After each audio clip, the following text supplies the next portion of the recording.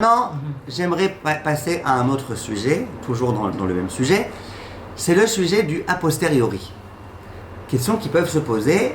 L'une d'entre vous va me dire, vraiment, j'étais pas au courant, je savais pas. Voilà, une fille, elle va venir me voir, va me dire, je viens d'écouter votre cours sur YouTube. Vous dites qu'on peut pas être une babysitter. Et moi, tous les Shabbats, moi c'est que le Shabbat que je suis babysitter parce que les gens, ils ont pas besoin de moi les autres jours que Shabbat. Et chaque Shabbat, jusque-là, j'étais payé. Et voilà.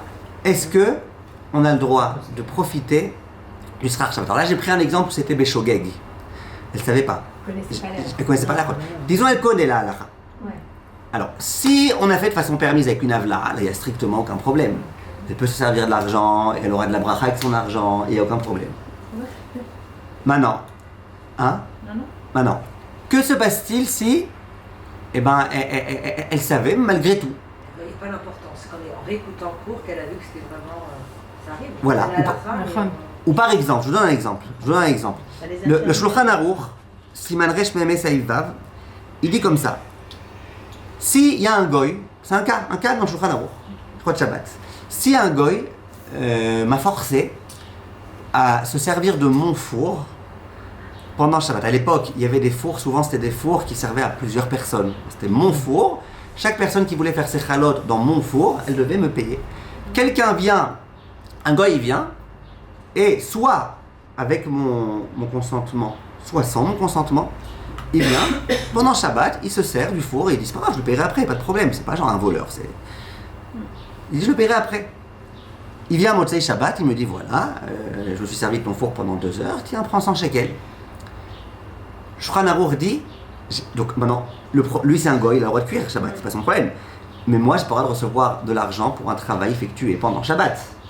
D'accord? C'est lui qui a amené le feu, c'est lui qui a amené le bois, c'est lui qui a tout amené. Il n'y a même pas d'avla dans l'histoire. Vient Shulchan Aruch et il dit, Asur lehenot mimenu, veizrekenu layam, lo iten oto litzedaka. Donc j'ai reçu ces 100 shekels, j'ai pas le droit d'en profiter. Donc si j'ai pas le droit d'en profiter, il faut que je les jette à la mer. Jeter à la mer, ça veut dire, tu peux aussi le déchirer si tu préfères ne pas aller à la mer, tu peux le déchirer. Il dit même le donner à la tzedaka, tu peux pas. Parce que quand tu donnes à la tzedaka, tu as le mérite d'une mitzvah. Donc tu profites de cet argent. Le Rav Moshe Feinstein, dans une tchouva qu'il écrit à quelqu'un, il dit si vraiment tu le donnes en tzedaka, que personne n'est au courant de ta tzedaka, le pauvre il sait pas que c'est toi qui lui as donné, personne n'est au courant, tu gagnes de ça ni kavod, ni rien du tout. Le Rav Moshe Feinstein, il veut dire dans ce genre de cas, on pourra autoriser. Mais en tout cas, ça fait de la peine. Mais en tout cas... Non, mais le Hein? On prend pas. Oui, on prend. Oh, voilà, on prend pas, d'accord. On prend pas, c'est pas mon problème qu'il veuille me donner. Mais si j'ai pris, je peux pas profiter. Donc, regardez combien c'est important cette halakha. Même a posteriori. Alors, il y a un rave qui s'appelle le Bigdei Yesha.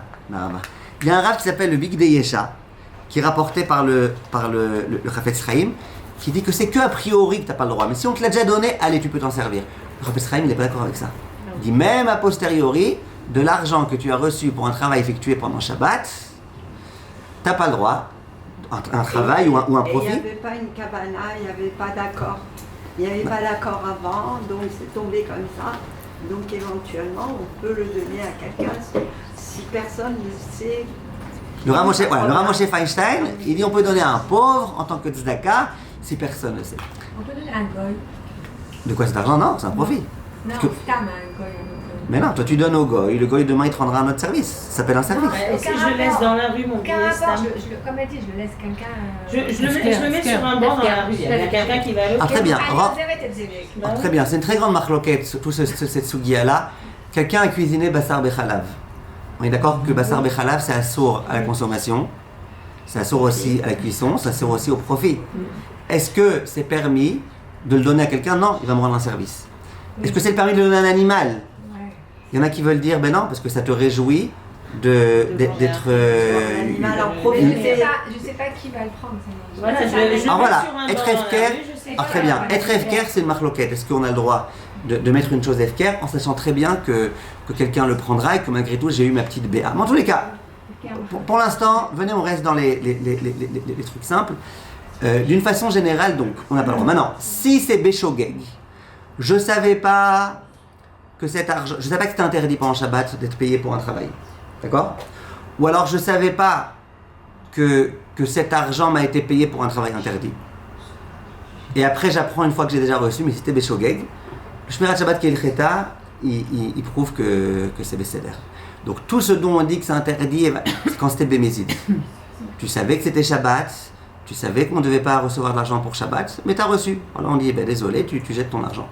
Si par contre c'était Beshogeg, le Shmirat Shabbat qui est le Cheta, il prouve que là, on peut dire que c'était Beshogeg, c'est un Issour des Rabbanan, et donc on peut en profiter.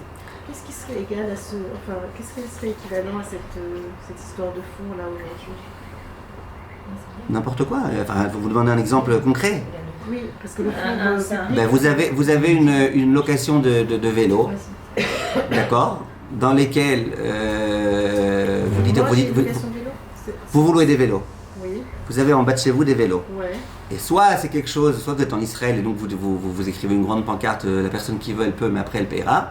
Soit vos voisins par exemple, dites à vos voisins, écoutez, je ne vais pas vous prendre la tête, je vous donne le code des antivols, prenez quand vous avez besoin, mais vous me payerez après. Le gars il vient pendant Shabbat, il se sert que pendant Shabbat, et il vient vous payer à moitié Shabbat. Ah, oui.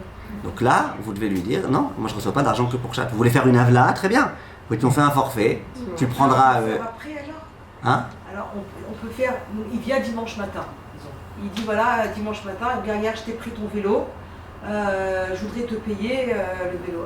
Alors, Je lui dis non. non, alors s'il dit bon alors viens on fait un forfait, je te le prends aussi aujourd'hui, on pourrait faire comme ça à l'envers. Alors ça je vous ai expliqué avec la babysitter la semaine dernière, que ça ne fonctionne pas. Il faudrait depuis le départ que je m'engage pour maintenant plus une autre fois. Parce que là ça n'a rien à voir. Là ça n'a rien à voir. Oui, mais enfin, s'il lui a pas rendu Motsei Shabbat et qu'il lui a donné dimanche matin, ah d'accord. il y a une avla. Ça c'est sûr, ça s'appelle avla. C'est des heures en plus. Ça s'appelle avla sans aucun problème, sans aucun doute. Donc